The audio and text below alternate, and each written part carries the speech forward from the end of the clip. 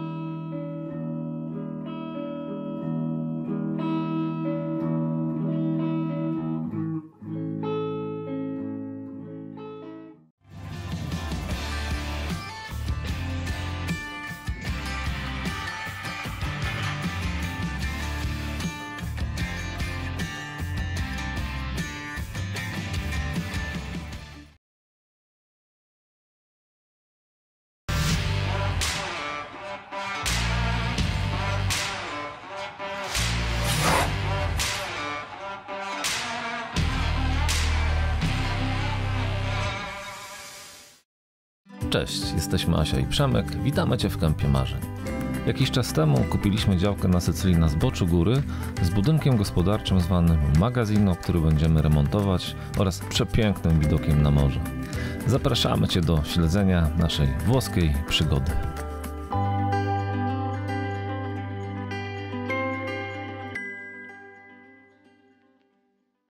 A jak to się stało, że w ogóle założyliśmy kanał na YouTube?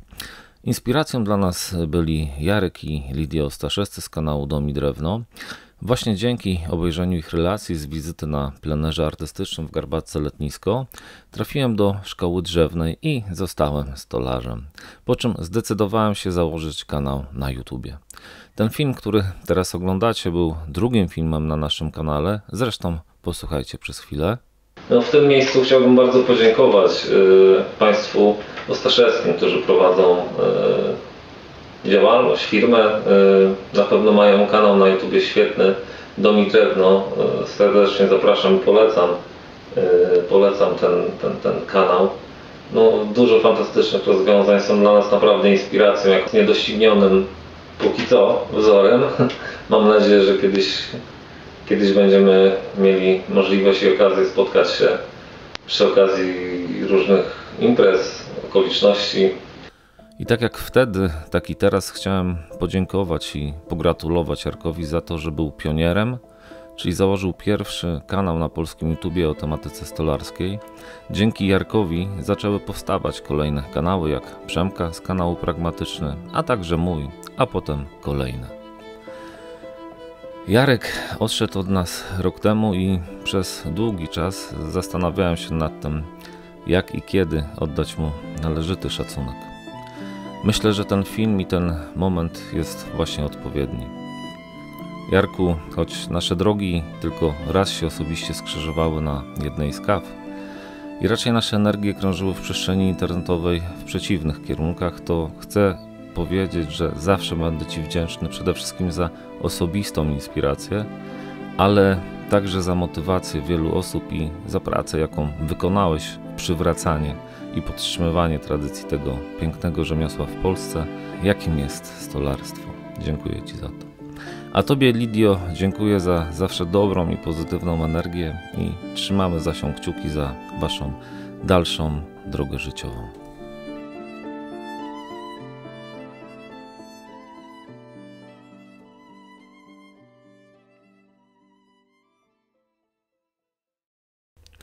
A wracając jeszcze do samego kanału na YouTubie, jeżeli chodzi o nagrywane treści, filmy dla Was, wszystko zawsze wykonywaliśmy sami.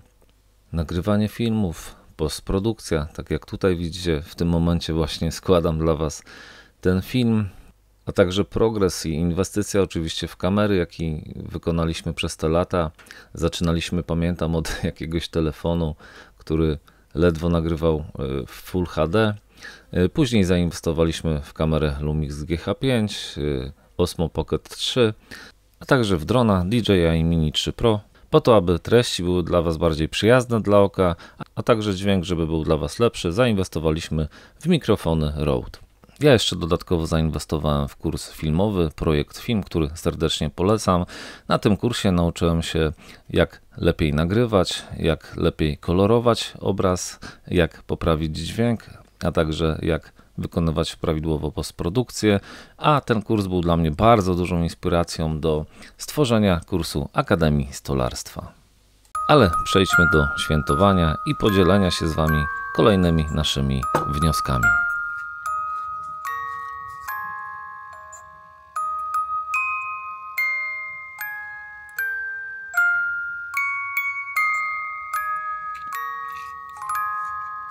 Okej, to teraz życzę Ci, kochanie, kolejnych 10 lat na YouTubie i takiego rozwoju swoich umiejętności lektorskich oraz filmowych. I życzę nam cudownych, szalonych projektów, którymi możemy się dzielić z widzami. Tak, a ja Tobie życzę przede wszystkim i gratuluję tego, że też przez te lata bycia tutaj na kempie i bycia ze mną tutaj na kempie marzeń zdecydowałeś się podjąć odważne kroki i realizować marzenia. Także pomyślmy o kolejnym marzeniu. Tak jest. To lato przyniosło nam dwie okrągłe liczby, z czego bardzo się cieszymy. Pierwsza z nich to właśnie 10. rocznica powstania kanału.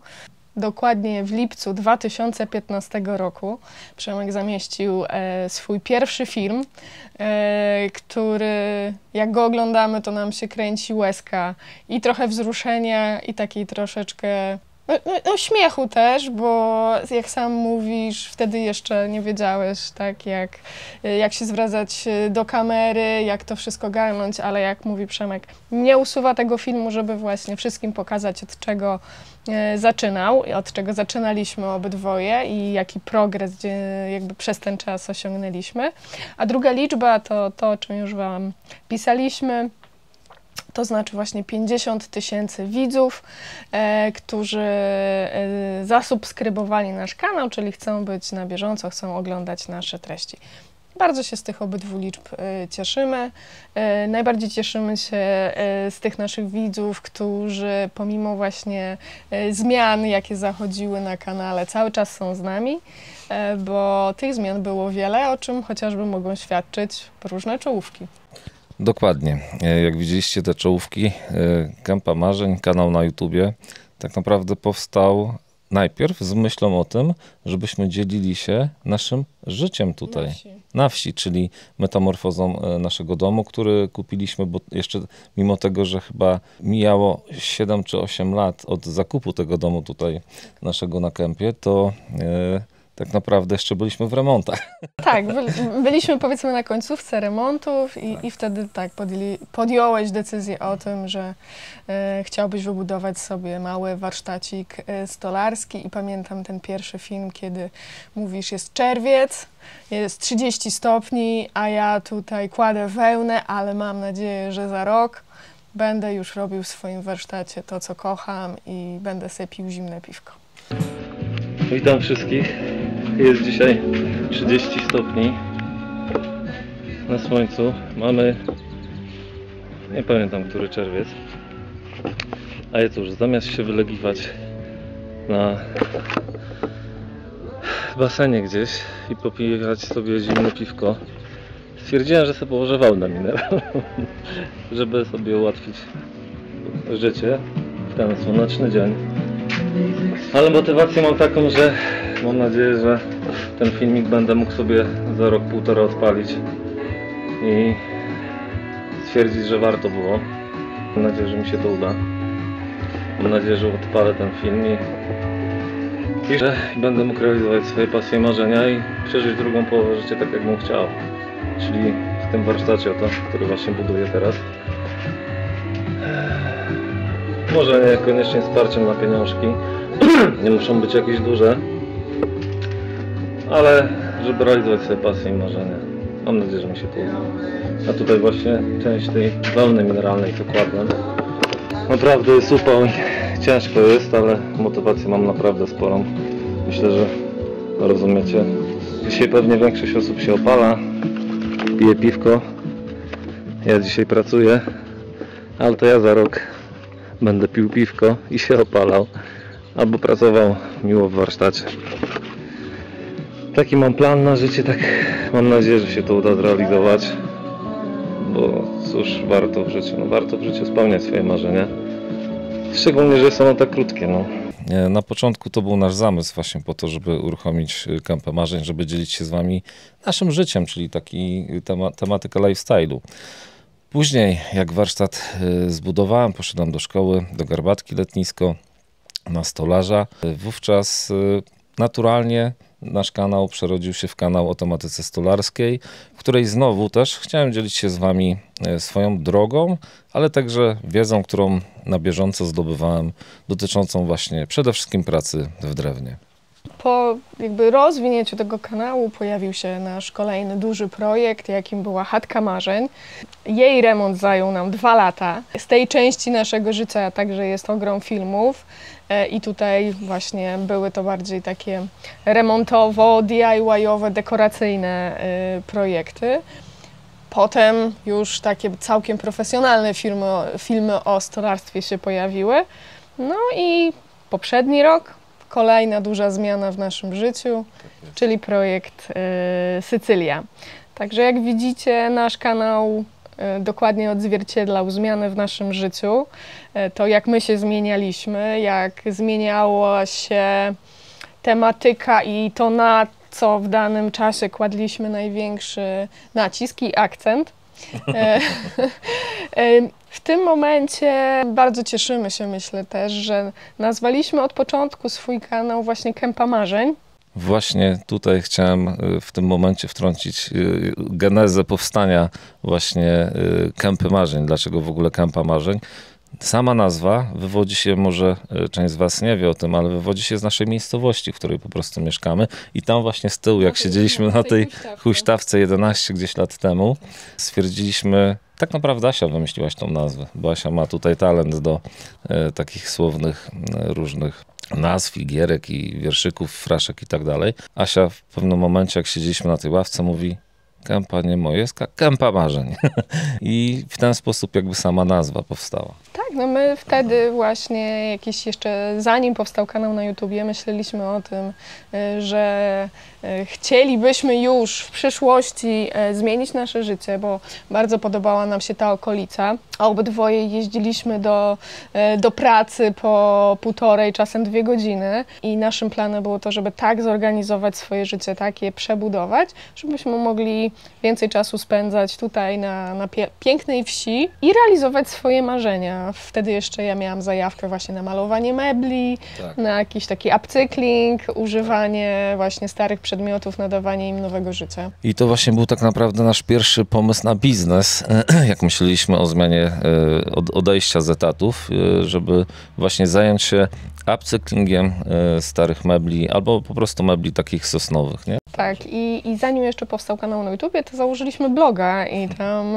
też właśnie różne takie głównie moje dekoracyjne projekty, czy jakieś metamorfozy naszego tutaj domu pokazywaliśmy i opisywaliśmy jeszcze wtedy tylko na zdjęciach. I tak sobie właśnie myślę, nie, że po tych właśnie 10 latach w sumie bardzo dużo rzeczy się w naszym życiu wydarzyło. W ogóle skąd pomysł na to, żeby rzucić etat i mieszkać na wsi i i starać się żyć tutaj jakby z pracy, którą sobie wymyślimy tutaj u siebie w domu. No powstał przede wszystkim stąd, jak przez wiele lat, nie wiem, 15, myślę, że już spokojnie, jak nie więcej, czytaliśmy często gazetę Veranda Country. Tak. I bardzo się inspirowaliśmy ludźmi, którzy mają właśnie własne siedliska, własne domy i robią coś ręcznie, wykonują jakąś pracę ręcznie, rękodzieło, czy to kosze z wikliny, czy właśnie snycerstwo, stolarstwo, czy inne jakieś rzemieślnicze prace. I to nas mocno też zainspirowało, stwierdziliśmy, poczuliśmy, że to byśmy chcieli robić. I tak naprawdę po tych 10 latach, kurde, zmieniliśmy to życie, powiem ci, naprawdę super, bo po pierwsze, ja zostałem stolarzem, a ty? A ja serdecznie pozdrawiam redakcję Werandy Country i Werandy, która od 4 lat jest moim pracodawcą. I dzięki różnym krokom, to wiecie, to jest coś, co się nazywa efekt motyla, czy efekt domino, tak? Tak potoczyło się nasze życie. Takich ludzi spotkaliśmy po drodze, że 10 lat temu nawet nie marzyłam o tym, że kiedyś będę pracowała dla tej gazety. Jako stylistka. Jako stylistka sesji zdjęciowych, a 4 lata temu dostałam taką szansę. Pozdrawiam także Igora, fotografa, z którym pracuję od kilku lat. Także to jest niesamowite, prawda, że o czymś marzymy, coś jest naszą taką inspiracją, a potem mamy okazję to współtworzyć i to daje dużo radości. Wzruszyłaś się?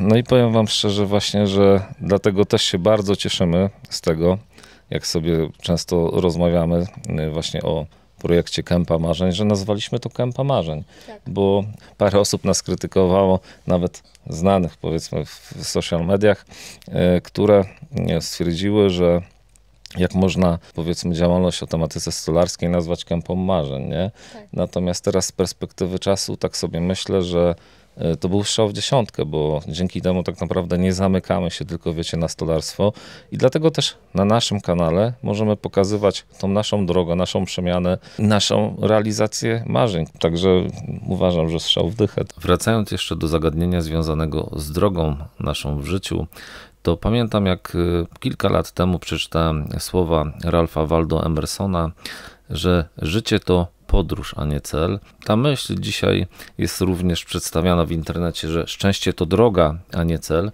i przypisywana ta myśl jest Buddzie. I pamiętam kilka lat temu, w 2016 roku, jak odchodziłem z etatu, to wiele osób nie wierzyło w to, co robię i właśnie ta myśl, że szczęście to droga, a nie cel, przyświecała mi wówczas jeszcze mocniej. Natomiast po zrezygnowaniu z etatu dodałem właśnie sobie po przecinku, czyli po celu, że szczęście to droga, nie cel i tu moja sentencja, pod warunkiem, że idziesz własną drogą. Staramy się podążać właśnie własną drogą.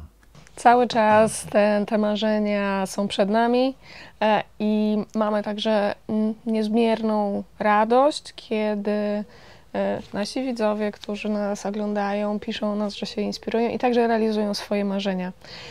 Przyjeżdżają tutaj do nas często kursanci, którzy właśnie mówią, że odważyli się dzięki nam, albo po wizycie na koniec kursu mówią, właśnie tego potrzebowałem, takiego impulsu, a wy pokazujecie, że można.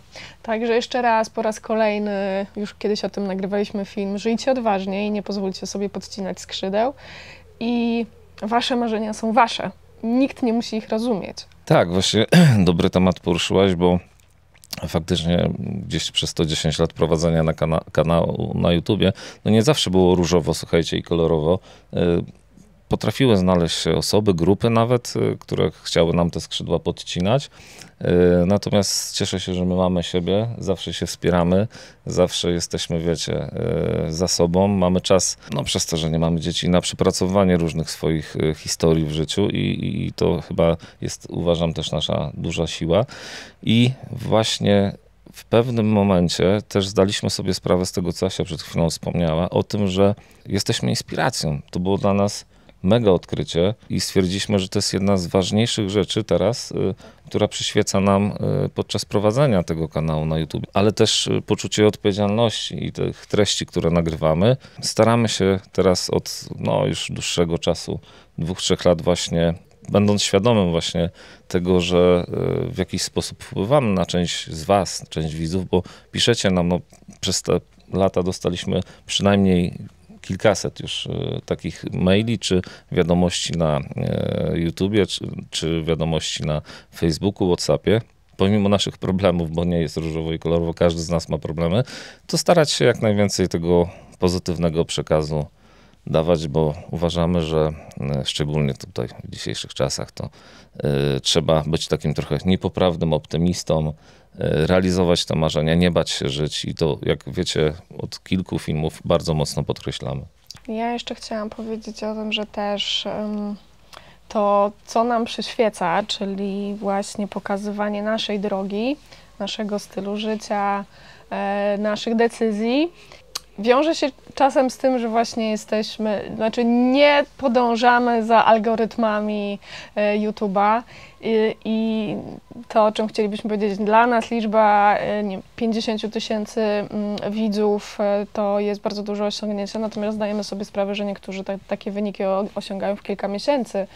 Natomiast my zdajemy sobie sprawę, że to jest wtedy okupione bardzo ciężką pracą i dopasowaniem swojego życia właśnie do kręcenia filmów i dodawania nowych treści, z angielskiego contentu, tak?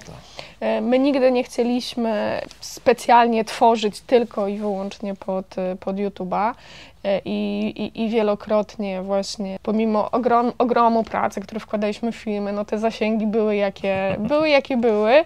Natomiast, tak jak wam powiedzieliśmy, no my cenimy sobie jednak taką swobodę twórczą, to, że my decydujemy, o czym jest kanał, to, że on się zmienia właśnie i że nie nazywa się po stolarsku i nie są tylko firmy stolarskie, albo nie jest tylko podróżniczy, albo nie jest tylko lifestyle'owy. Natomiast oczywiście płacimy za to jakąś tam cenę, ale się z tym godzimy. Tym bardziej doceniamy was za to, że jesteście z nami, pomimo tego, że nie jesteśmy regularnie czasem w tworzeniu. No jeszcze raz powtarzamy, no, idziemy swoją własną ścieżką, to także wiąże się z tym, że nie chcemy pracy, którą wykonujemy przy tworzeniu filmów, traktować właśnie jako etatu, że jesteśmy zobligowani do tego, żeby tydzień w tydzień publikować o danej godzinie film. Nie chcemy traktować tego po prostu jako pracy. Natomiast jakby tutaj może jeszcze dorzucę parę słów. Prawda taka, że 10 lat prowadzenia kanału na YouTubie, wzloty, upadki, zastanawialiśmy się nad tym, czy ten kanał nie rzucić, czy nie zamknąć, bo koncentrowaliśmy się właśnie przez wiele lat, wiecie, na statystykach, na liczbach i tak dalej. I no w końcu w pewnym momencie zdaliśmy sobie sprawę z tego, że to nie ma sensu, że w ten sposób dalej nie da rady prowadzić kanału na YouTubie, szczególnie o tematyce stolarskiej, chcąc jeszcze jakieś wyniki, nawet finansowe z wyświetleń, słuchajcie, z tych reklam. No, przez wiele, wiele lat, jak prowadziłem kanał o tematyce stolarskiej, tu wam zdradzę, uchylę rąbka tajemnicy, miesięcznie z wyświetleń, z reklam mieliśmy od 300 do 500 zł, więc śmieję się, że to za prąd się zwracało siedzenia przy komputerze. Zasią się nie zgodzę, zgodzę się, że nie chcieliśmy traktować jako etat, ale niestety prowadzenie kanału na YouTubie musimy potraktować jako też prowadzenie części etatu, 1/4, 1/2, bo praca i czas, jaki się poświęca na wykonywanie filmów, jak nagrywałem 4 filmy w miesiącu, słuchajcie, to było powiedzmy 2 dni, niech będzie, że jakieś krótkie projekty, 1 dzień postprodukcji, czyli mamy 3 dni pracy razy 4 filmy, to jest 12 dni, nie? I z tego było 300-500 zł. Teraz ktoś powie, o to faktycznie się nie opłacało. Oczywiście mówię teraz o minusach prowadzenia kanału na YouTubie. Tych minusów jest znacznie więcej. Właśnie teraz też widzimy, że po prostu no jest to korporacja, no nie oszukujmy się, która jeżeli nie dostosowujesz się do ich zasad i reguł, to w hierarchii gdzieś w algorytmach cię rzuca na dół. I w momencie, kiedy dopiero pogodziliśmy się z tym, że tak jest, ale nie chcemy się do tego dostosować i robić swoje i nagrywać to, co czujemy, jak czujemy, filmy o długości, jakiej chcemy, to dopiero teraz zaczęliśmy z powrotem po tylu latach mieć frajdę z tego, że nagrywamy tak, jak chcemy i pojawiamy się, kiedy chcemy, no bo my z YouTube'a nie żyliśmy w sensie zarobkowym pod kątem reklam, natomiast plusy YouTube'a też trzeba oczywiście docenić. Tak naprawdę dzięki naszemu kanałowi wy byliście w stanie poznać nas, jacy jesteśmy naprawdę. Przez 10 lat, słuchajcie, nie da się udawać. Taka jest prawda, że przez 10 lat nie da się udawać. Oczywiście my też się zmienialiśmy jako ludzie, też dojrzewaliśmy, dorastaliśmy, tak jak Asia wspominała, ja te pierwsze filmy to było przepraszam, że żyję w ogóle, a później gdzieś tam się rozwinąłem pod kątem nawet samej wypowiedzi i tak dalej. Na samo staniecie przed kamerą było problemem. Więc dzięki temu, że nas poznaliście, w momencie, kiedy założyliśmy też naszą działalność Kępę Marzeń, ja się cały czas szkoliłem, zostałem mistrzem stolarstwa, otoczenia w drewnie, zacząłem prowadzić kursy, to dzięki temu przyciągaliśmy do siebie właśnie was, takich ludzi, osoby, widzów, którzy widzą życie podobnie, czują życie podobnie, mają podobną energię, więc dzięki YouTube'owi, nie oszukujmy się, oczywiście mieliśmy marketing tak naprawdę, tak, ale naturalny marketing, bo to też fajna sprawa jest. Ta firma Kępa Marzeń powstała bardzo naturalnie, tak? Czyli nasza rodzinna firma, my we dwoje, gdzie teraz już we dwoje pracujemy. Asia tak zrezygnowała z tego etatu, z korporacji już 3 lata temu, czy 4 już nawet i teraz właśnie została też tą stylistką, też spełniła to swoje marzenie. I tak naprawdę, jeżeli chodzi o stworzenie właśnie firmy, działalności, to stworzyliśmy w taki naturalny sposób rodzinną firmę. A dzisiaj wiem, że są niektóre firmy, które zajmują się tworzeniem innych małych przedsiębiorstw i tworzą historie, nawet nierealne. U nas powstało to naturalnie. I bardzo, bardzo za to jesteśmy wdzięczni, że oprócz minusów ten kanał na YouTubie dał nam bardzo dużo, czyli dotarcie do was, do ludzi, do widzów, którzy myślą i czują podobnie jak my. No, oczywiście kanał na YouTubie dał nam także możliwość właśnie poznania wielu ludzi i tych, którzy sami są twórcami i tych, którzy właśnie są po drugiej stronie, a zdecydowali się do nas przyjechać na kurs. Więc na pewno na dzień dzisiejszy możemy powiedzieć, że prowadzenie kanału ma więcej plusów dodatnich niż plusów ujemnych i zamierzamy dalej to kontynuować, także bądźcie z nami. Jeśli jeszcze nie zasubskrybowaliście, to ja powiem coś, czego Przemek nienawidzi, to jeśli jeszcze nas nie subskrybujecie, to zasubskrybujcie i włączcie dzwoneczek i będzie nam miło, jeśli zostawicie po sobie ślad. I tak. Myślę, że płynnie możemy przejść już do pytań, bo jak zwykle... Natomiast ja tutaj jeszcze dokończę jedną rzecz, wtrącę jedną rzecz odnośnie tego, co powiedziałeś. Faktycznie przez wiele lat, może dlatego nie mamy takiej dużej ilości widzów, jak można by było mieć, prowadząc kanał 10 lat na YouTubie. Przez parę lat zależało nam, żeby właśnie te statystyki, ta oglądalność, jak największa ilość subskrybentów, jak się to mówi później, to już mnie to w ogóle zaczęło denerwować, wspominałem o tym nieraz w filmie. Bo wiadomo, wiecie, więcej subskrypcji, czyli więcej widzów, którzy was oglądają, więcej wyświetleń, to i wtedy jest szansa na pojawienie się firm, z którymi współpracujemy, z którymi możemy współpracować. Tutaj właśnie przez wiele lat ja nie mówiłem prawie nigdy na końcu filmu. I jeżeli podoba ci się ten film, zostaw łapkę, zasubskrybuj nasz kanał, bo nie było to zgodne ze mną i stwierdziłem, że jeżeli komuś się podoba to, co robimy, to po prostu naturalnie sam, spontanicznie to zrobi. I tutaj też jeszcze na koniec właśnie warto dodać, bardzo istotną rzecz, kochanie, zanim przejdziemy do odpowiedzi do pytań. Oprócz wymiaru marketingowego, oczywiście kanał na YouTubie pomógł nam też nawiązać współpracę z firmami, bo oczywiście nie bylibyśmy tu w 100% uczciwi, jeżeli nie powiedzielibyśmy o współpracach, bo oczywiście narzekam, że tylko 300-500 zł nie da się z tego zarobić, da się też zarobić poprzez współpracę, więc ja też jak prowadziłem kanał o tematyce stolarskiej, to nawiązałem współpracę z kilkoma firmami i dzięki temu, czy w wymianie barterowej, czy w połowie ceny, byłem w stanie, słuchajcie, pozyskiwać bardzo fajnej jakości maszyny i elektronarzędzia. To też trzeba o tym podkreślić, tak? Dzięki temu dużo zaoszczędziliśmy na wydawaniu i chcę powiedzieć właśnie jeszcze jedną rzecz, że też prowadząc kanał 10 lat, tak naprawdę współpracowaliśmy z kilkoma firmami tylko i wyłącznie na kanale YouTube u nas, a zgłaszało się, myślę, że ponad 200 przez ten okres lekko. Ja jestem też zadowolona, że są firmy, z którymi współpracujemy już od wielu lat.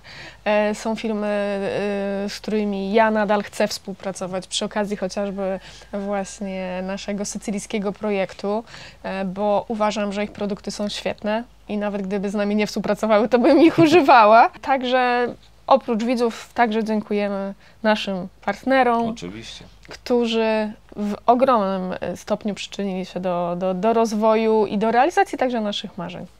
Tak, no i tutaj też trzeba właśnie oddać to, że już kilkukrotnie, nawet jak współpracowaliśmy, to też chcieliśmy rzucać, ale dziękujemy właśnie za zaufanie, jakim nas obdarzyliście, bo też uwierzyliście w nas, widzieliście w nas naturalność, ale to też właśnie współpracujemy tylko z takimi firmami, gdzie mamy podobną energię i też, słuchajcie, z firmami, które nie narzucają nam tego, że musimy tylko zachwalać i robić. To dla nas jakby ten temat związany z niezależnością jest bardzo istotny. Wiecie, że mamy bardzo duże poczucie wolności, więc nawet z niektórymi firmami, jak współpracowałem, jak przedstawiałem maszyny stolarskie, to miałem możliwość powiedzieć o wadach i błędach, więc nie tylko chwaliłem.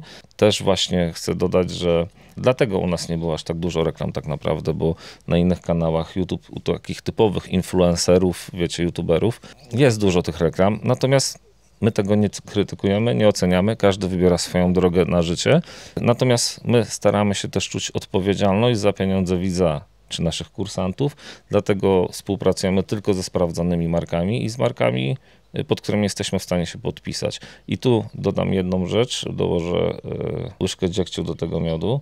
Raz niestety nie sprawdziliśmy pewnej firmy, wzięliśmy w ciemno, bo potrzebowaliśmy pewnego przedmiotu. Nie będę teraz już na głos tego mówił. I po 2 problemach związanych z zakupami naszych widzów, pomogliśmy im załatwić, żeby wszystko było ok. Natomiast wyciąłem ten fragment filmu z reklamą tej firmy, ponieważ okazało się, że kontakt z nimi nie jest zbyt ciekawy. I to była też dla nas nauka, też się nauczyliśmy, no, że zanim zaczniemy jakieś też współpracę, to musimy my najpierw dokładnie sprawdzić recenzję i sprawdzić, czy ta firma faktycznie jest warta i godna uwagi i współpracy z nami. Także tak to było. Myślę, że ten element współpracy jest też dość istotny, który warto zawrzeć pod kątem kanału na YouTubie, więc podsumowując, prowadzenie kanału na YouTubie, czy się nam opłacało, czy nie? Warto było. Warto było, tak. Warto było przede wszystkim z tych względów, że zbudowaliśmy swoją markę, poznaliście nas osobiście, my również mogliśmy was poznać, nie tylko poprzez komentarze, ale również i osobiście niektórych z was i możemy teraz właśnie w naturalny sposób dalej prowadzić sobie tą naszą działalność bez jakichkolwiek nacisków, także no jesteśmy mega, mega za to wdzięczni. Chyba czas spróbować tort. No to dawaj. Przed pytaniami. Tak. Dzień honoru. Tak, podobno ten tort ma być smaczny. Jak on się nazywał? Kinder Bueno, tak. Nasze śniadanie. Także chcielibyśmy się podzielić nim z wami i w tym momencie też podziękować wam za to, że jesteście z nami. Przy okazji, słuchajcie, dajcie znać, kto z nami jest od początku, bo to dla nas bardzo ciekawe. No chcemy wam podziękować, tak? Przede wszystkim tym osobom, które były od początku, ale które też i dołączyły teraz, bo no dzięki wam też jest to sens, słuchajcie, dalej prowadzić, tworzyć. Oczywiście jesteśmy mega dumni, bo przez 10 lat średnia naszego kanału ocen pozytywnych procentowo wychodzi 98,6%. 1,5% tylko ocen negatywnych przez 10 lat, więc myślę, że... Muszę spróbować, mi strasznie burczy w brzuchu i to zaraz będzie słychać. To jest. Dobra. Dobra. No ciasto dobre, czyli dobre wybrałem. Dobra. Ciasto już zjedzone, było naprawdę dobre, pyszne. I przejdźmy teraz do pytań i odpowiedzi. I tak ten film pewnie będzie trwał z 1,5 godziny, ale 10 lat, niedostosowanie się do algorytmów, no muszą być tego jakieś efekty. Więc zaczynamy z pytaniami. Słuchajcie, podzieliłem je na kategorie. Przede wszystkim są to wasze pytania związane z działką na Sycylii i podzieliłem na różne kategorie: Etna, domek, działka, życie, podróż, inne. Zacznijmy od pytania, które jest związane z wulkanem Etna, więc pytania były takie. A ja zapytam z innej beczki, co z Etną, bo to chyba na Sycylii. Jak odczuwacie, czy coś widać, słychać? Pytanie o Etnę było ogrom, więc... Szczególnie pod naszym filmem o zakupie działki. Tak, Etna jest cały czas aktywnym wulkanem. Natomiast Sycylia jest największą wyspą na Morzu Śródziemnym, a my jesteśmy oddaleni od Etny jakieś 250 kilometrów, więc absolutnie nigdy niczego nie słyszymy. Jesteśmy też za nisko, żeby cokolwiek widzieć. Jedyne, co czasem się zdarza, ale to naprawdę musi być bardzo silna erupcja, to czasem delikatny, jeśli wiatr zawieje odpowiednio, to czasem delikatny pył ten wulkaniczny dochodzi, ale to go widzimy na niebie raczej niż żeby leżał na ziemi. Tak, natomiast czy się obawiamy? Tak, oczywiście, że się obawiamy. Jak Etna naprawdę będzie miała bardzo dużą erupcję, no to jest duże zagrożenie, że Sycylia zniknie, ale jak Sycylia zniknie, to zniknie część Europy, może nawet i to wtedy dotrze do Polski, więc jak wybuchnie wulkan naprawdę bardzo mocno, to no, jest zagrożenie dla całej Europy, a myślę, że większym zagrożeniem jest ten wulkan pod Neapolem, bo... Znaczy nawet nie sam Wezuwiusz, tylko tam jest całe takie pole magmowe i tam jest super wulkan w okolicach Neapolu, więc jeżeli czegoś mielibyśmy się bardziej obawiać, to wybuchu tamtego super wulkanu, bo Etna przez to, że cały czas jest czynnym wulkanem, no to te wszystkie swoje gazy i tak dalej na bieżąco puszcza. Dokładnie. Czyli tak ją w brzuszku nie boli. Ale oczywiście, słuchajcie, znacie nasze podejście, że czy się obawiamy? Obawiamy, ale czy się boimy? Nie. Uważamy, że nie ma co się bać żyć. Myślimy na co dzień o tym, co tam się z Etną dzieje i też taką mamy radę, że to, co widzicie w mediach, zazwyczaj to podzielcie to przez 3, ponieważ ludzie w Katanii, czyli najbliższym mieście pod Etną, naprawdę cały czas żyją normalnie, nie ma żadnych ewakuacji. Czasem lotnisko jest na parę godzin wyłączone właśnie, jeżeli akurat popiół leci w tą stronę, w którą jest lotnisko i to by było na tyle, ale na Sycylii jest jeszcze drugie lotnisko, więc jest gdzie przekierowywać w takiej sytuacji samolot. Tak, no dokładnie. W mediach bardzo często straszą, zresztą wieloma tematami, więc Etna akurat też jest takim tematem, że straszą. Okej, przejdźmy teraz do kategorii domek. Pierwsze pytanie. A myśleliście o domu z kontenera? B. Nie myśleliśmy o domu z kontenera z kilku względów. Po pierwsze, moim jedynym marzeniem, jeśli chodzi o domek, było to, żeby mieć właśnie domek murowany, obłożony kamieniem. 2. Myślę, że nie byłoby takiej fizycznej możliwości, żeby przyjechała do nas ciężarówka z kontenerem i go ustawiła. I z dźwigiem, bo no, droga do nas jest naprawdę bardzo kręta. Zakręty niektóre są prawie po 180 stopni, więc po prostu fizycznie nie ma takiej możliwości. Teraz przyspieszymy trochę czytać i odpowiadać, bo tych pytań jest od groma. Chcę odpowiedzieć na większość z tych, które zadaliście. Czy ten drewniany domek można postawić bez pozwolenia? Nie, we Włoszech niczego nie można stawiać bez pozwolenia. Tak jak pokazywaliśmy Wam w ostatnim naszym filmie z Sycylii, w naszym przypadku pozwolenie na budowę zarówno domku drewnianego, jak i rozbudowę domku murowanego prowadzi geometra. Tak jest. Jak to wygląda z podatkami we Włoszech za domek rekreacyjny? Jeśli chodzi o podatki, to tak, płacimy IMU i w tym przypadku chyba, jeżeli nie jest to prima casa ani seconda casa, to podatki są mniej więcej podobne. Nie znamy jeszcze wyliczeń, ile nas to będzie kosztowało. A tu mówimy o tych nowych domkach. Na obecną chwilę za działkę i ten budynek magazynu, który mamy, ile płacimy? Płacimy około 80 euro. Akurat w przypadku Sycylii za ziemię rolną nie płaci się podatku, więc za sam budynek płacimy. A jak postawimy ten domek z drewna, plus jak rozbudujemy ten domek murowany, to jak będziemy mieli już konkretne informacje, wówczas podzielimy się z Wami w kolejnych filmach. Tak, bo każda gmina tak naprawdę to wylicza oddzielnie. Więcej info o kosztach i zasadach remontowania są dla nas bardzo cenne. No to więcej info będziemy podawać na bieżąco, dlatego że no, jeszcze nie znamy ani dokładnie procedur, ani dokładnie kosztów. Na razie znamy te koszty, które ponieśliśmy albo które są planowane i będziemy na bieżąco Was informować w filmach. Natomiast myślę, że akurat z tymi opłatami należy troszeczkę podchodzić ostrożnie, dlatego że każdy region Włoch może mieć trochę inne ceny. Tak? My jesteśmy na południu, na Sycylii, tak. Więc chociażby jeśli chodzi o różne podatki i opłaty, no to one są na przykład nieporównywalne z Toskanią. Tak, i wiecie, i właśnie podawanie teraz tak naprawdę kwot za działkę, za ile można kupić kamienicę, czy działkę, czy domek, plus te wszystkie opłaty, one są właśnie też często związane z regionalizacją, więc jakieś oczywiście wstępne możemy Wam podawać te kwoty, będziemy podawać, żebyście mniej więcej mieli orientację, co ile kosztuje, bo wiemy, że część z Was jest bardzo zainteresowana tymi tematami i myśli o zakupie nieruchomości, ale to, tak jak Kasia wspomniała, będziemy mówić w kolejnych filmach, więc zachęcamy Was do obserwowania naszego kanału. Myślę, że sezon jesienny w tym roku będzie naprawdę bardzo intensywny. Tak jak wiecie, dopiero rozpoczęliśmy ten proces rozbudowy i pozwoleń, więc wszystko jeszcze przed nami, żeby się dowiedzieć ile i za ile. A propos domu, to czy nie można dobudować pięterka z lekkiej konstrukcji? Pewnie można, natomiast my zdecydowaliśmy się finalnie, że nie będziemy chcieli jeszcze dodatkowo dociążać samej konstrukcji tego budynku, który jest teraz, plus stawiać schodów, żeby nie chodzić, bo wtedy by się przydała łazienka na dole, żeby za każdym razem nie biegać na górę.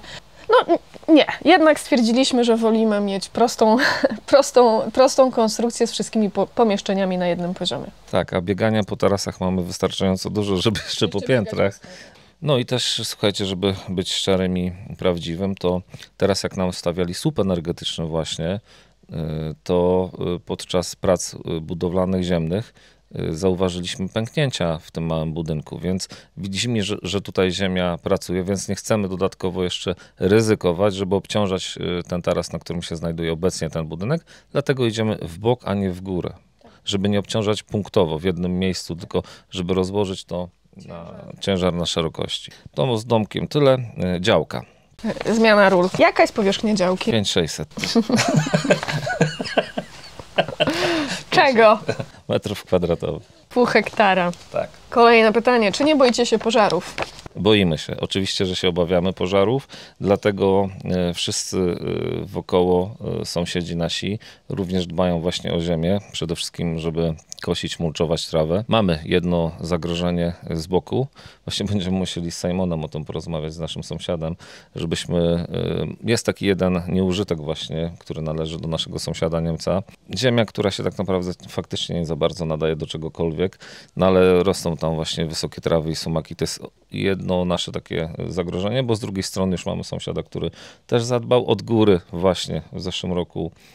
Był pożar, więc to też jest plus, bo fajnie, że nie spalił nam działki, a to, że był, no to wypalił trawę, więc od góry mamy bezpieczeństwo, więc od dołu mamy drogę, więc tylko z jednej strony mamy to zagrożenie, więc tak, obawiamy się o pożary. Pożary na Sycylii są bardzo często spotykane właśnie w tym sezonie letnim i na jesień zawsze wracamy z serduchem na ramieniu.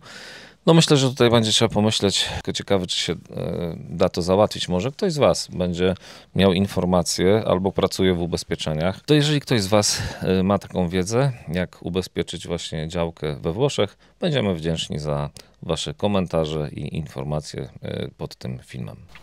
Okej, kolejne. Jak tam z wodą? Czy jest kibel i czy jest już zrobiony i czy jest szambo? Tak, no w poprzednich filmach zerknijcie sobie, pokazywaliśmy Wam, że postawiliśmy cysternę 3000 litrów, więc wodę tak naprawdę już dzięki temu mamy. Oczywiście jak będziemy rozbudować teraz ten domek murowany, to planujemy postawić szambo ekologiczne. Czy jest ubikacja? No obecną chwilę mamy toaletę separującą, kompostującą, którą pokazywaliśmy też chyba w zeszłym roku w filmie. Możecie sobie tu zerknąć. W przyszłości oczywiście ten domek rozbudowujemy o łazienkę z toaletą i sypialnię, więc też tam się pojawi. No i jak będzie szambo ekologiczne. No obecną chwilę mamy prąd i wodę. Czy da się budować na działce rolnej? Tak, we Włoszech da się budować na działce rolnej, natomiast w akcie notarialnym, jak będziecie kupować taką działkę, to macie taki dokument właśnie zagospodarowania konkretnie przestrzennego danej działki i zazwyczaj jest to odpowiedni procent na każdy metr kwadratowy. Także da się, ale trzeba mieć naprawdę sporo działki, żeby móc wybudować dom. W naszym przypadku przy pół hektara działki możemy zbudować dom około 50-kilkometrowy. Także widzicie mniej więcej, jaki to jest przelicznik, tak? Tak, ale pamiętajcie o tym, że tak naprawdę na Sycylii i we Włoszech do każdej nieruchomości trzeba podchodzić indywidualnie. Naprawdę.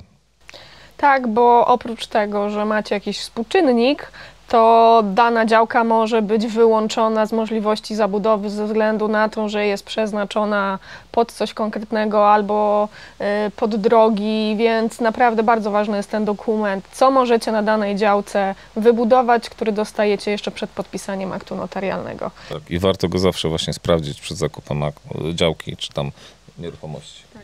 Kolejne pytanie, czy jest tam woda? Ja się rozwinę trochę z wodą, to znaczy do tej pory sobie uzupełnialiśmy zbiornik, teraz mamy 3000 litrów zbiornik i przyjeżdża pan z cysterną i pompuje nam wodę, natomiast też już mówiliśmy o tym w poprzednim filmie, rozpoczął się obecnie proces konsultacji społecznych, jeśli chodzi o doprowadzenie wody miejskiej do naszej części dzielnicy, działek, bo to są głównie działki. Plus, jak ktoś ma wystarczająco dużo pieniędzy, to może sobie wykopać studnię, w zależności od wysokości, na jakiej jest nad poziomem morza. No, ona jest na różnej głębokości, ale to są naprawdę kwoty już na pewno powyżej 10 000 euro. Teraz pytania dotyczące prądu. A skąd prąd? Jaki jest koszt podłączenia prądu? Tak, jeżeli chodzi o prąd, no to jest to prąd z sieci. W naszym przypadku możecie zobaczyć tutaj w filmie, opowiadaliśmy, to były 3 słupy, żeby przyłączyć nam sieć energetyczną. A jaki koszt, Asiu? 570 euro. Tak, dokładnie. Także taki koszt nas wyniósł 3 słupów, 150 metrów od najbliższego sąsiada. To jeszcze rozwijając tylko ten temat, to też o tym mówiliśmy. Miesięcznie samoopłaty stałe to jest 30 euro. Plus no to, co zużyjemy prądu. Okej, kolejna kategoria życie. Ile kosztuje takie życie na Sycylii z doskoku? Nie wiemy, bo wolę nie liczyć. Słuchajcie, to jest bardzo ciężkie pytanie, dlatego że no, nie da się jednoznacznie odpowiedzieć, bo próbowałam prowadzić Excela, przyznam szczerze, i wpisywałam tam wszystkie wydatki. Natomiast tak naprawdę życie i koszty życia będą uzależnione od tego, jak często chodzicie na kawkę i cartoccio, albo na kawkę i granitę, jak często chodzicie do restauracji, także od naprawdę wielu rzeczy. No, ja na pewno zauważam, że dużo więcej wydajemy niż w Polsce właśnie na kaweczki, lodziki i ciasteczka, bo po prostu jest to wpisane w taką kulturę i często się spotykamy tam ze znajomymi właśnie na takie spotkania towarzyskie w kawiarni. Restauracje myślę, że są tak samo drogie jak i w Polsce. To już przy tym wyjeździe troszkę to ograniczyliśmy. Jedzenie nadal uważam, że jest trochę droższe niż w Polsce, ale zróbmy tak, że ja postaram się tym razem przy naszej kolejnej wizycie naprawdę podliczyć. Będę każdy rachunek ze sklepu spożywczego zapisywała w Excelu i wtedy będę mogła Wam odpowiedzieć na pytanie, ile kosztuje takie życie na 2 domy. A przy okazji, jakbyście byli zainteresowani takim filmem dotyczącym cen w sklepach, na przykład produktów na Sycylii, to dajcie znać. To wtedy też na jesień postaramy się taki film nagrać. Kolejne pytanie. Jak sprawić, żeby takie życie na 2 domy działało? Same trudne pytania Ci teraz zadaję. Należy sobie tak ułożyć życie, żebyś mogła wykonywać mniej więcej taką samą pracę jak w Polsce, za granicą. Musisz także zorganizować opiekę nad jednym i drugim domem, gdy Cię tam nie ma, czyli musisz mieć odpowiednio znajomych i przyjaciół, którzy dopilnują Twojego domu pod Twoją nieobecność, bo przyjaciele to jest najważniejsza w tym wszystkim chyba sprawa. Na razie chyba to są takie 2 główne czynniki, o które trzeba zadbać, natomiast powiem Wam tak, życie na 2 domy powoduje to, że doceniacie jeden i drugi. To już się przekonaliśmy, jak tam jesteśmy już 2 miesiące, to tęsknimy za polskim naszym domem, jak tu jesteśmy już 3 miesiące, to tęsknimy za naszym gajem, oliwnym morzem i widokiem. Także wbrew pozorom właśnie te 2 domy powodują, że doceniasz każde miejsce z osobna bardziej, niż jeżeli byłbyś cały czas w jednym miejscu. Bardzo dobra odpowiedź, Asiu. Uważam, że wszystko zawarłaś. Ja bym dodał tylko ewentualnie jeszcze odwagi i pracy mentalnej. Trzeba po prostu przestawić sobie troszeczkę myślenie też, uwzględniając te pewne warunki bezpieczeństwa finansowego, o których wspominałaś. Początek jest najtrudniejszy, kiedy musicie no właśnie zorganizować sobie to wszystko, żeby miał kto doglądać tego, żebyście wy byli przygotowani, co się może wydarzyć przez ten czas, kiedy was nie ma. A potem już łatwiej. No tak, my też dodatkowo właśnie zarówno tu, jak i tam zamontowaliśmy kamery, żeby też w razie czego widzieć, być troszeczkę spokojniejszym. No może pod kątem bezpieczeństwa niewiele to daje, ale pod kątem jakby takiego poczucia spokoju ducha to pewnie coś daje, więc to też nam jeszcze tak mentalnie pomaga. Okej, ostatnie pytanie z zakresu życia. Zamieszkacie tam kiedyś na stałe? Jak to mówią Włosi, forse si, forse no. Zanim tam byśmy mieli zamieszkać na stałe, to myślę, że najpierw spróbowalibyśmy tam pomieszkać przez rok, żeby zobaczyć, jak cały rok tak naprawdę na Sycylii wygląda, bo no, jesteśmy zazwyczaj na wiosnę i jesień, a musielibyśmy zobaczyć, jak jest w zimę i w lato. W lato już wiemy, że jest bardzo gorąco. W zimę wiadomo, jak się załatwi wszelkie jakieś tematy związane z ogrzewaniem, to wtedy no, trzeba by było sprawdzić, więc na obecną chwilę nie planujemy, ale nie wykluczamy. Kolejna kategoria podróż. Jak jedziecie z Polski na Sycylię? Samochodem czy promem? Ile kosztuje podróż? Omawialiśmy kiedyś też już ten aspekt. Zazwyczaj jedziemy przez Czechy, Austrię i Włochy i startujemy z portu w Livorno, to jest na wysokości Pizy w Toskanii. I stamtąd płyniemy około 19 godzin do Palermo. Zdarzyło nam się też raz płynąć z portu Civitavecchia, to jest na wysokości Rzymu, wtedy płynie się troszeczkę krócej. Ile to kosztuje? Tutaj nie mogę Wam podać konkretnej kwoty, ponieważ cena biletu zależy od tego, kiedy płyniecie, dlatego że poza sezonem jest taniej, najdrożej jest w wakacje. Czy bierzecie kabinę? My zawsze bierzemy, bo jesteśmy z kotem, więc zabieramy go do kabiny. No i właśnie tu przy okazji, jak wspomniałeś o kocie, to kolejne dwa dodatkowe właśnie pytania. Jeśli mogę Was prosić, napiszcie, w jaki sposób wyjeździcie z Waszym kotkiem i jak Benio. Benio jest kotem podróżnikiem, o czym się przekonaliśmy. No świetnie znosi podróż, naprawdę jesteśmy pod bardzo pozytywnym wrażeniem tego, jak sobie z tym wszystkim radzi. W samochodzie po prostu śpi mi w nogach, na kocyku, nie ma ludzi, jest świetnie. Zatrzymujemy się na nocleg zazwyczaj w Austrii, więc tam ma możliwość pobiegania po pokoju. Załatwienia się na promie nie ma problemu, możecie psy, koty zabierać. Jest tylko opłata, to jest chyba około 30 euro za zwierzątko. Psy normalnie chodzą po pokładzie na smyczach, koty, no wiadomo, zazwyczaj są w kabinach pochowane, Benio ma swoją kuwetę. Tyle i świetnie to na razie znosi i samochody nie są mu straszne. Po powrocie do Polski, jak tylko zostawiamy na chwilę uchylony samochód, to Benio już jest w środku, więc chyba lubi podróże. Tak, i podsumowując podróż, czyli 1600 akurat od nas do Livorno, ewentualnie do Civitavecchia to jest 1750, czyli 2 godziny gdzieś dłużej samochodem, ale za to 5 godzin krócej promem, bo prom z Livorno do Palermo płynie 19 godzin, a z Civitavecchi do Palermo 14, więc kwestia wyboru. No i z technikaliów to tyle. Kwota mniej więcej za całość, tak średnio można by powiedzieć, wynosi nas w granicach 800 euro. No 800, 900 w dwie strony. No, dokładnie, w dwie strony. I tylko mówimy o promie, dlatego że no, nie wliczamy w to kosztów winiet w Czechach, w Austrii, plus jeszcze jest koszt autostrady w samych tych Włochach kontynentalnych, bo musicie przez całą szerokość Włoch przejechać. I mandaty w Austrii. Uważajcie, jak jedziecie przez ten kraj. We Włoszech też. No. Także naprawdę tylko kilka kilometrów więcej i trzeba uważać. Trzeba naprawdę jechać z tempomatem. Lubią słać pocztówki. Dokładnie. Jaki to region Sycylii? Jest to środkowa północ. Kochani, a jak temperatura w lecie? Czy mityczne 40 stopni daje się we znaki i jak z deszczami? Nie zarasta Wam działka krzakami, jak Was tam nie ma? Jeżeli chodzi o lato faktycznie, na obecną chwilę nie bylibyśmy w stanie tam żyć bez klimatyzacji, więc ja w zeszłym roku ściągałem fronterę, byłem tam tylko na 2 dni. W nocy spaliśmy przy otwartych drzwiach z kumplem i oknie. Pozdrawiam Paweł, dzięki za pomoc, jak frontera nam się zepsuła.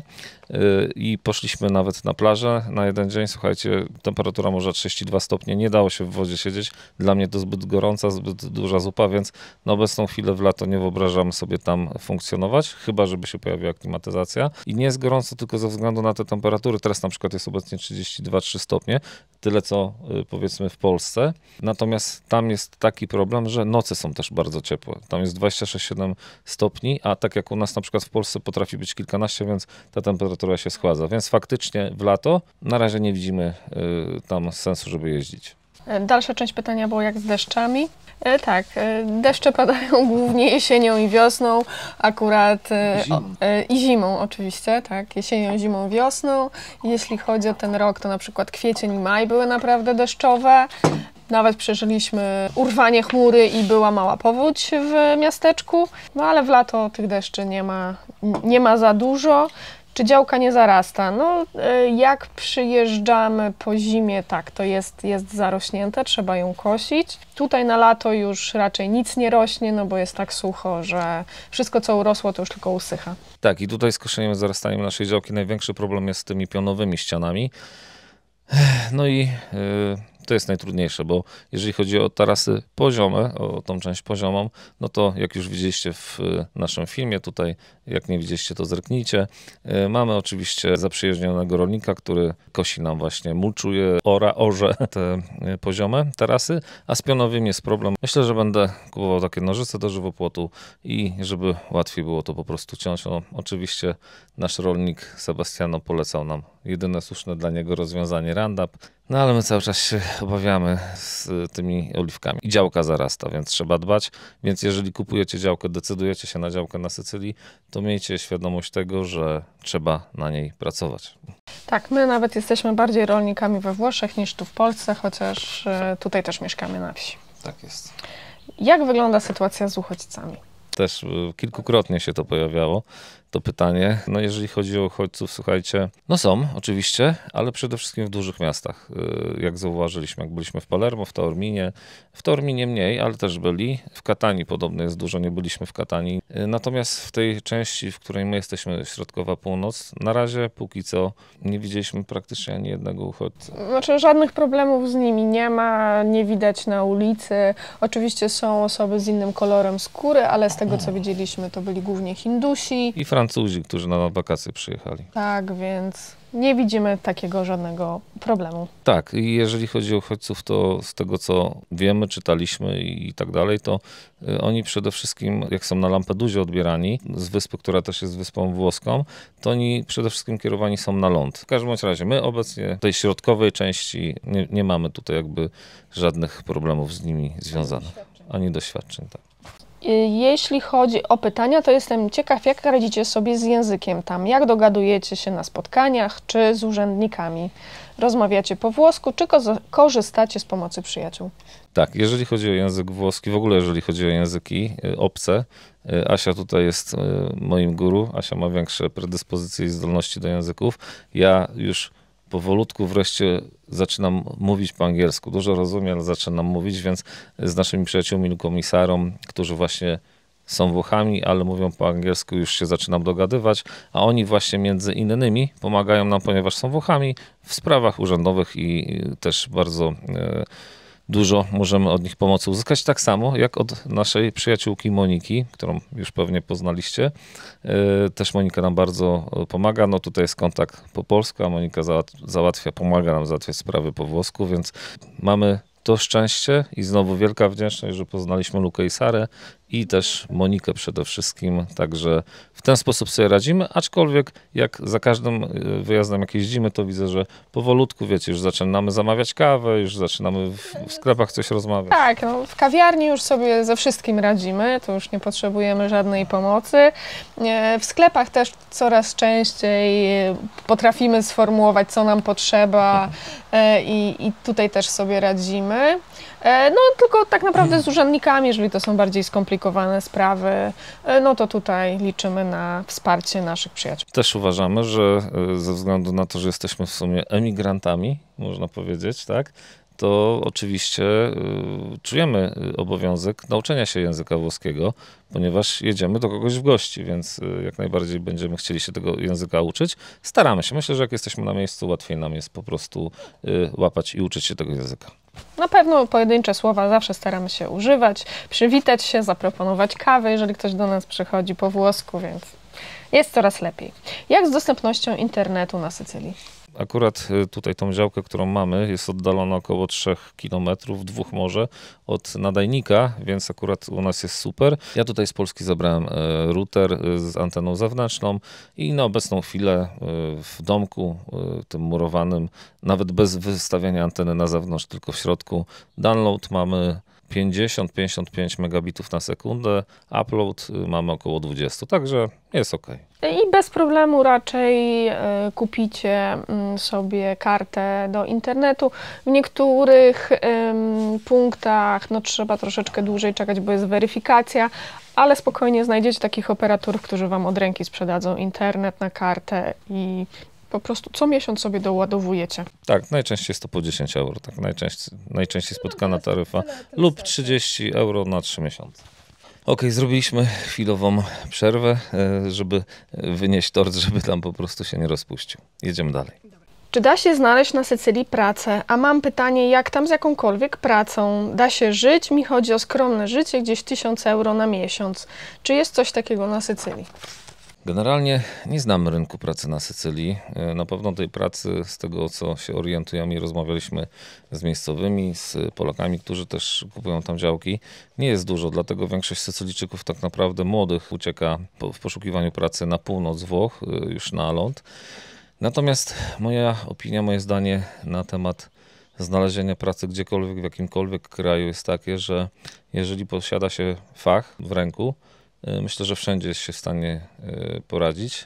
Myślę, że spokojnie na Sycylii hydraulicy, stolarze, budowlańcy jakąś pracę zawsze znajdą. Kilku Włochów już się pytało, o, stolarzem jesteś, to... Znak dzisiejszych czasów, praca zdalna, więc myślę, że jeżeli ktoś jest informatykiem lub posiada po prostu taką pracę, gdzie może pracować zdalnie, wówczas również sobie poradzi. A co do konkretnie rynku pod kątem jakichś zakładów i tak dalej, nie mamy takiej wiedzy. Okej, to jest pytanie teraz do mnie. Witam. Gdzie w Palermo jest ten wspaniały sklep ze starociami? Będzie link w opisie. Miejsce nazywa się Centro Gamma, także jak coś to zapraszam do linku. To było często pojawiające się pytanie, więc jak najbardziej link dostaniecie. Lecimy dalej z innymi pytaniami, bo to jest kategoria inne. Czy możecie podzielić się informacją, czemu nie Sardynia? Też już w komentarzach odpowiadaliśmy, bo to pytanie pojawiło się kilkukrotnie. Pokrótce odpowiedź brzmi, bo nasz budżet nie pozwalał na to, żeby kupić działkę z gajem oliwnym, widokiem na morze i budynkiem.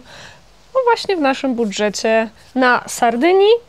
Poza tym Sardynia jest bardziej dzika, więc nieruchomości jest dużo mniej, a Sycylia jest bardziej zurbanizowana i jest większy wybór nieruchomości wszelakich. Wybraliśmy najbardziej zieloną część Sycylii, czyli właśnie to Costa Verde, czyli północne wybrzeże, które najbardziej klimatycznie jest dla nas zbliżone do Sardynii. Tak, no bo tutaj faktycznie Sycylia jest bardzo zróżnicowana. Południe wygląda kompletnie inaczej, no. Potrafi być tam bardzo sucho, nawet problemy faktycznie z wodą. No tu póki co na północy problemu z wodą na razie nie ma.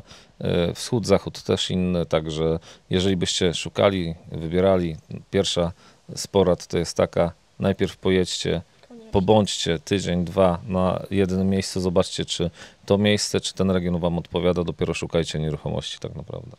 Czym zajmujesz się na co dzień zawodowo? Ja, Joanna, na co dzień zawodowo zajmuję się stylizacją sesji zdjęciowych.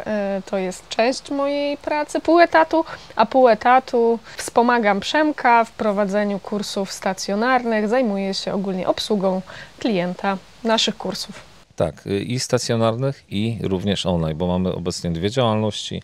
Jedna to Kępa Marzeń, w której ja osobiście jako stolarz prowadzę kursy stolarstwa, toczenia w drewnie i snycerstwa, a Akademia to jest kurs online, platforma Akademii Stolarstwa. Tam na razie jest jeden kurs stolarstwa meblowego. Kurs nazywa się Magia Drewna. Na tej platformie będą powstawać kolejne nasze kursy, więc Asia również zajmuje się obsługą, także już razem... Pracami administracyjnymi takimi. Tak, już razem właśnie sobie żyjemy tutaj w domku i właśnie pracujemy tak, jak sobie to wymarzyliśmy, o czym wspominaliśmy Wam w pierwszej części tego naszego filmu. Witam, macie super krzesła turystyczne, z jakiej to firmy, co to za krzesełka? turystyczne też bardzo często pojawiające się pytanie. Tak jak poprzednio w kwestii sklepu, dostaniecie w opisie link do sklepu, z którym kupowałam te krzesełka. Teraz takie pytanie, powiedzmy w odbiorze dla nas, można powiedzieć, niezbyt miłe, ale nie na wszystkie pytania miłe będziemy tutaj odpowiadać, więc pytanie. Generalnie podziwiam was i trzymam kciuki, ale nie rozumiem, dlaczego pokazujecie, i to nie tylko wy, ciągle te okropne, ciasne miejscowości na wzgórzach, w których nie da się żyć. Mieszkanie w bloku w Polsce jest 100 razy lepsze, te miasteczka nie są fajne, raczej godne pożałowania. Jak sobie radzicie z suszą latem? Po primo, my jak widzicie nie kupiliśmy sobie mieszkania w kamienicy w tym okropnym miasteczku na wzgórzu, żadnym we Włoszech, bo nie jest to nasz klimat, tak, bo właśnie lubimy czuć przestrzeń i kontakt mieć z przyrodą. Po drugie primo, tudzież po sekundo, jak obserwujemy, nie wybralibyśmy takiego miejsca, chociażby właśnie ze względu na to, że w porze, nie wiem, zimowej i wiosennej nawet, jeżeli te miejscowości są powyżej tam kilkuset metrów nad poziomem morza, to tam często one są w chmurach. Po trzecie, każdy lubi co innego, więc jeżeli ktoś to pokazuje i się cieszy z takiego, to ma przecież do tego prawo i ja nie oceniam, jak ktoś lubi mieszkać w bloku, to świetnie dla niego. Dokładnie. I nikogo nie namawiamy do tego, żeby kupował dom na Sycylii, działkę, kamienicę czy mieszkanie. Tak, my się dzielimy po prostu tym, co my realizujemy i naszymi marzeniami, a wolność i pokój, wolność wyboru. Odpowiadając, czy mieszkanie w bloku w Polsce jest 100 razy lepsze? Dla jednych będzie faktycznie 100 razy lepsze, dla innych mieszkanie w takiej kamieniczce włoskiej z widokiem na morze i w takich klimatach będzie lepsze. Także wszystko zależy indywidualnie. A czy te miasteczka nie są fajne, raczej godne pożałowania? Myślę, że nie. Myślę, że są urokliwe. Oczywiście mają swoje plusy i minusy. Minus jest to, że bardzo często stoją w chmurach, są na wysokości około 600-700 metrów. Jest tam zazwyczaj o 5 stopni chłodniej niż na dole, niż przy samym morzu. Z jednej strony minus, z drugiej strony plus, bo w lato jest chłodniej. Także jak wszędzie, jak to w życiu bywa, jak w każdym kraju, w każdym miejscu w regionie, są plusy i minusy. Ja myślę, że te miasteczka są świetne do zwiedzania i w takim kontekście je pokazujemy. No i faktycznie może niekoniecznie są idealne do życia, ale naprawdę to jest wybór każdego, kto decyduje się na zakup takiego, a nie innego.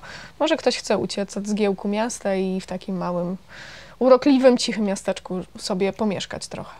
I teraz pytanie do mnie. Przemku, może masz wiedzę, jakie są ceny drewna oliwnego na Sycylii? U nas ceny i dostępność porażają. Cieszę się na to pytanie, bo pytanie dotyczące drewna, a jak wiecie, no jestem stolarzem, pracuję w drewnie i również toczę, a drewno oliwne faktycznie jest piękne do toczenia, super się też nadaje, bo jest gęste i twarde, więc nie wyrywa włókien, piękne rzeczy z tego powstają. No mam przywiezione 4 czy 5 kawałków z drewna oliwnego i nie mam czasu, żeby coś wytoczyć. Jeżeli chodzi o same ceny drewna oliwnego, wcale nie jest tak łatwo, słuchajcie, dostać to drewno w sklepach, w tartakach, w składach budowlanych, gdzie można nabyć różne gatunki drewna. Więc nie odpowiem ci, jaka jest cena, ale mogę powiedzieć tyle, że nie dziwię się, że w Polsce to drewno tyle kosztuje ze względu na to, że Włosi, Sycylijczycy bardzo cenią sobie drewno oliwne, cenią sobie drzewo.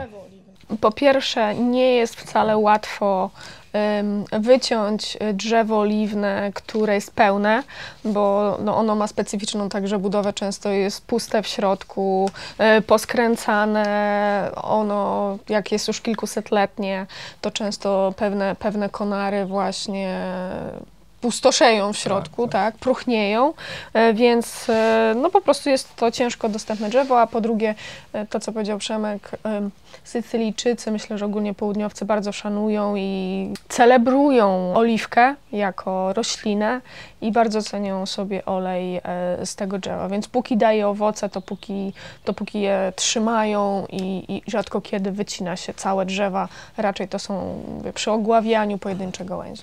Tak, no i tutaj nie ukrywam, że dzięki temu, że i my mamy gaj oliwny i nasi przyjaciele, to zawsze tam parę kawałków jestem w stanie sobie dla siebie pozyskać. Natomiast pod kątem sprzedaży na obecną chwilę nie planuję czegoś takiego robić. Może kiedyś, ale To nie jest tak, jakby się wydawało, że kraje południowe to po prostu stoją drewnem oliwnym i często gałęziami palą ci Włosi, Sycylijczycy, powiedzmy w swoich kominkach czy w piecach grzewczych. Natomiast jeżeli chodzi o taki materiał przydatny do stolarstwa, do toczenia, to wcale nie jest tak z nim łatwo. Kolejna kategoria, szukanie i zakup działki. 2 szybkie pytania, myślę, na które szybka odpowiedź. Na jakich stronach można wyszukać tego typu oferty działki? Czy są tam podobne działki? Odpowiedź na pierwsze pytanie zapraszamy do naszego filmu, w którym mówimy, jak szukać działki na Sycylii. Tam podajemy nazwę portali i mnóstwo innych wskazówek, także na pewno tutaj gdzieś będziecie mieć link bezpośrednio do tego filmu. Drugie, czy są tam takie działki w okolicy? Pewnie takiej dokładnie nie ma, jakieś są. Powiemy Wam, że zainteresowanie ogólnie nieruchomościami teraz na Sycylii jest ogromne. Te działki albo się szybko rozchodzą, albo te, które zostały, mają jakieś felery prawne. Różne są aspekty, albo nierozwiązane sprawy spadkowe, albo właśnie brak drogi dojazdowej, albo bardzo zła jakość tej drogi, także to wcale nie jest takie łatwe, żeby kupić, a może pójdę jeszcze krok dalej. Ktoś tam namawiał nas, pokażcie nieruchomości, które są tam w waszej okolicy, jakie są. My się na to, że tak powiem, nie porywamy. Tak, bo to właśnie akurat weszłaś w kolejne pytanie, które jest, czy są tam działki w okolicy, zapłacę za pośrednictwo. Więc nie chcemy być pośrednikami nieruchomości, po pierwsze dlatego, że nie mamy do tego odpowiednich umiejętności, uprawnień, bo sprawdzanie stanu faktycznego działki i prawnego jest trudne. Po drugie, to jest ogrom pracy, ogrom pytań i po prostu nie mamy na to przestrzeni, czasu, żeby to robić. Jeśli jesteście zainteresowani działkami oraz mieszkaniami w naszej okolicy, zapraszamy do kanału Liu, czyli Sary i Luki, Live Everything and Wonder. Oni co jakiś czas pokazują albo mieszkania, a ostatnio także pokazali 2 działki z budynkami, także oni są najlepszym źródłem, oni tam są cały czas. I myślę, że bardzo chętnie będą pośredniczyć w waszych transakcjach. Dokładnie. Co prawda po angielsku, ale polecamy. Kolejny zestaw pytań dotyczących szukania i zakupu działki. Hej, a jak sprawdzić nieruchomość, że nie ma żadnych obciążeń w ogóle? Czy można ufać miejscowym notariuszom? Czy polecacie kogoś? Cześć, czy możecie podpowiedzieć, jak formalnie wygląda współpraca z tłumaczem, panią Lucyną? Czy notariusz wysyła akt do przetłumaczenia wam, a potem wy go wysyłacie tłumaczce? Czy pani Lucyna kontaktuje się z notariuszem? Więc myślę, że na tą pierwszą część pytania odnośnie, czy można ufać miejscowym notariuszom, czy kogoś polecacie, to czy kogoś polecamy, to już macie. A czy można ufać miejscowym notariuszom i jak sprawdzić, czy nieruchomość nie ma żadnych obciążeń? To, czy działka nie ma żadnych obciążeń, może sprawdzić tylko notariusz. W żaden inny sposób raczej się tego nie da zrobić.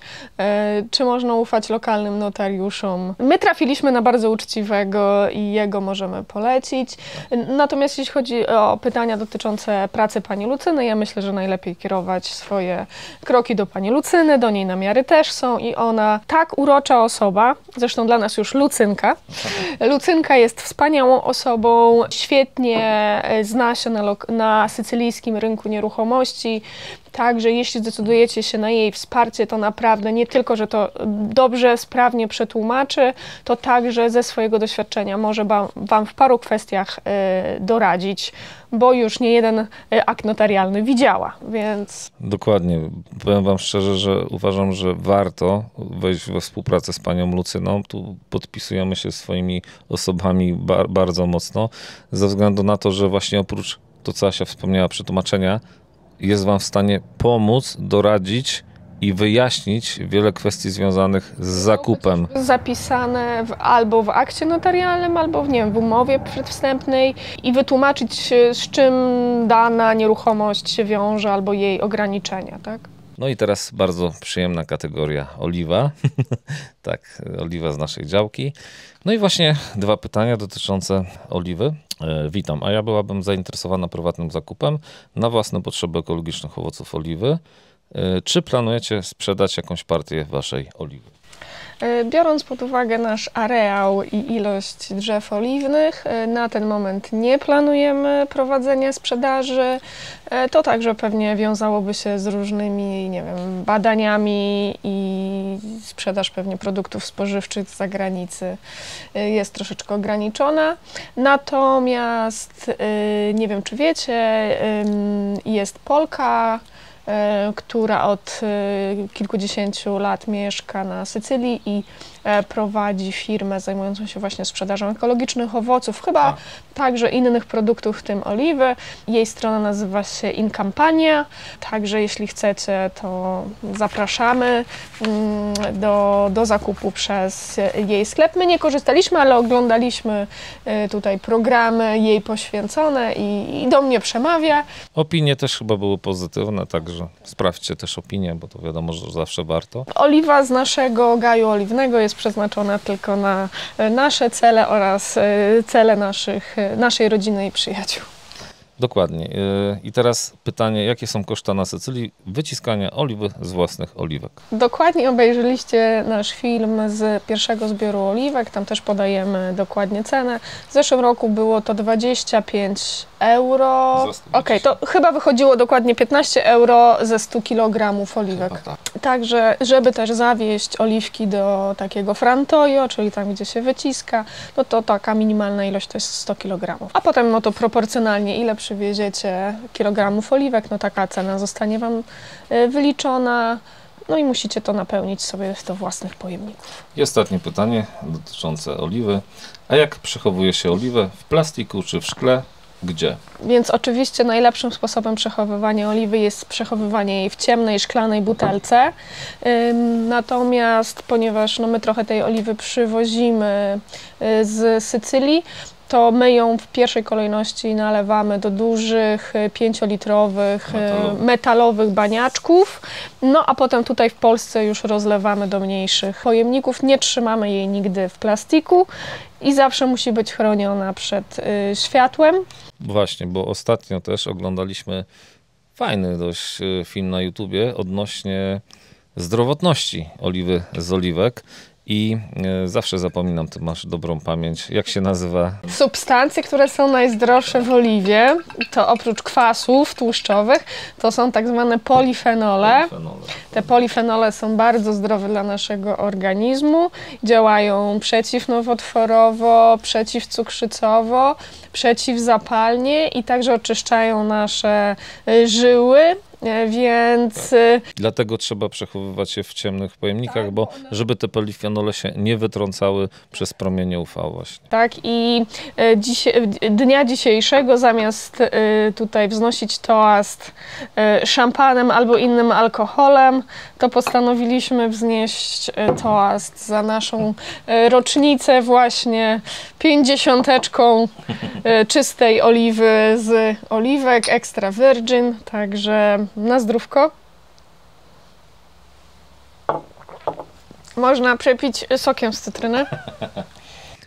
I właśnie też w tym filmie, jak wypiliśmy, widzicie tą oliwę sauté, właśnie też w tym filmie było mówione, że cierpka, jeszcze cały czas cierpka, fajna. Były badania przeprowadzane na grupie kilkuset osób przez 5 lat i grupa, która piła na czczo taki kieliszek czy jedną łyżkę dziennie z rana, to zachorowalność na raka zmniejszyła się w tej grupie o 30%, a jeżeli chodzi o cukrzycę i miażdżycę, około 20 kilku procent. Także prawdziwa oliwa z oliwek, extra virgin, która pięknie gryzie teraz w gardziołko, faktycznie jest naprawdę zdrowa, dlatego też Sycylijczycy, Włosi bardzo cenią sobie właśnie drzewa oliwne plus produkt końcowy, który powstaje właśnie z tego drzewka.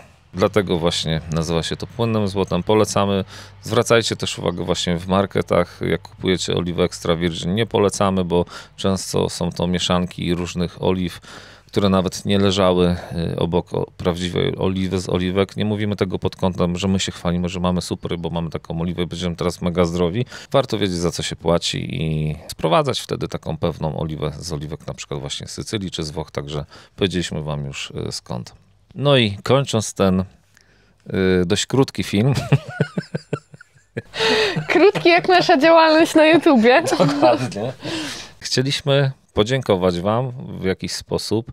Przez te lata było u nas parę konkursów. Ja jak miałem jakieś zbędne narzędzia u siebie w warsztacie, którymi już nie pracowałem, bo rozwijałem się i kupowałem nowe, organizowałem takie konkursy i z własnej kieszeni również w tych konkursach dawałem nagrody od siebie i dzieliłem się też tym, co mogłem z naszymi widzami, jeżeli chodzi o widzów stolarskich. Teraz dołączyła bardzo duża grupa osób, które kibicują nam również tutaj z działką na Sycylii. Chcieliśmy w jakiś sposób też wam podziękować i ogłosić mały konkurs. Ponieważ najlepszą rzeczą, jaką możemy wam dać w tym momencie od siebie, jest właśnie to płynne złoto, które pochodzi z naszego gaju oliwnego, więc zdecydowaliśmy się, że nagrodzimy 3 osoby, które pod tym filmem zostawią najbardziej kreatywny, ciekawy, ujmujący komentarz dotyczący tego, dlaczego jesteście z nami, dlaczego postanowiliście być naszymi widzami, co wam się podoba. I wybierzemy 3 takie osoby, które po zbliżających się na jesień naszych drugich zbiorach oliwy dostaną od nas po jednej butelce, powiedzmy takiej 0,7 oliwy, którą przywieziemy i na świeżutko taką oliwę od nas dostaniecie. Myślę, że musimy określić, jak długo będziemy czekać na te komentarze. Myślę, że niech trwają tak naprawdę te komentarze. Przed ostatecznym rozstrzygnięciem pewnie rozstrzygać będziemy dopiero przed świętami Bożego Narodzenia, więc niech te komentarze trwają. Rozstrzygniemy, jak już będziemy mieć oliwę, także zapraszamy was do zostawiania tutaj komentarzy i 3 osoby dostaną płynne złoto. Najuczciwiej byłoby zrobić losowanie, ale słuchajcie, też nauczyliśmy się tu przez 10 lat bycia na YouTubie, że niestety niektórzy youtuberzy, którzy wykonywali losowania, później mieli bliskie spotkania z prokuraturą. To nie może być gra hazardowa, losowa, także... Więc wybierzemy te, które po prostu bardzo subiektywnie wybierzemy, tak, które nam się najbardziej podobają. Które nas najbardziej ujmują, także... Okej, zapraszamy was w takim razie do konkursu. Naprawdę, uwierzcie mi, oliwa pierwsza klasa. Warta grzechu. Warta grzechu, dokładnie. Chcieliśmy wam jeszcze raz bardzo serdecznie podziękować za każdą łapkę w górę, za każde dołączenie do nas jako widz, do naszego kanału. My po tych 10 latach jesteśmy i tak zaszczyceni, że tyle osób do nas dołączyło, że chciało nas oglądać. 2 ludzi z radomskich blokowisk, jak to nieraz wspominam, także jest nam bardzo miło. Z lepszymi i gorszymi pomysłami. Dokładnie, ale zawsze odważnymi. Na przyszłość myślę, że jeżeli nic się tutaj nie zmieni, w sensie nie zmieni się tu geopolitycznie i tak dalej, nadal będziemy chcieli żyć tak, jak żyjemy do tej pory, czyli prowadzić nasze kursy stolarstwa, toczenia w drewnie snycerskie, tworzyć dalej, rozwijać Akademię Stolarstwa. Filmiki dotyczące tematyki stolarskiej powinny się już na jesień powoli pojawiać na oddzielnym kanale, który założyliśmy, Akademię Stolarstwa, a tu w Kępie Marzeń będziemy dzielić się z wami właśnie przede wszystkim naszym życiem na Sycylii, myślę, w najbliższym czasie i realizacją naszych marzeń. A co dalej? Czas pokaże za 5, za 10 lat. Nie wiemy, gdzie wylądujemy. Także jeszcze raz dziękujemy, że byliście, jesteście z nami. Życzymy wam odwagi i nie bójcie się swoich marzeń, żyjcie własnym życiem, bo to daje naprawdę najwięcej satysfakcji. A na dzisiejsze czasy bycia niepoprawnym optymistą i żeby nie bać się żyć i żyć odważnie i realizować swoje marzenia. Tego wam życzymy, tego życzymy i nam, i wam życzymy. Także tobie, kochanie, tego też życzę i nam, żeby to dalej tak sobie trwało, żeby nic negatywnego się tutaj w naszym i waszym życiu nie wydarzyło. No i na koniec, tak się trochę sentymentalnie nam zrobiło, Pożegnamy Was, jak przez wiele lat żegnałem się niestety. Jest to pożegnanie w obecnej chwili niestety bardzo na czasie. Dorzuciliśmy też drugie pożegnanie związane z Włochami i tak też się właśnie z Wami pożegnamy. Jeszcze raz wszystkiego dobrego, wolność i pokój. Arrivederci!